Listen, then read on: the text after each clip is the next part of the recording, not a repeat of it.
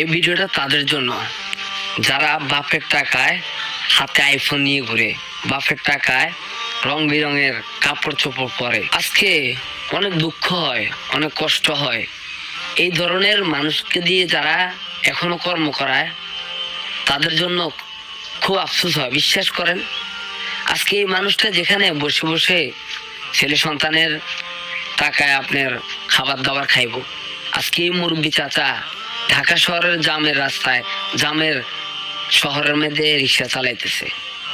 আজকে আপনি ভাবতে পারেন তার ফ্যামিলির অবস্থাটা কেমন হইতে পারে। আজকে এই মুরব্বী চাচা রিক্সা চালাইতেছে, আজকে হয়তো তার সন্তান নাই, হয়তো সন্তান আছে তারে খাবায় না, হয়তো মেয়ে আছে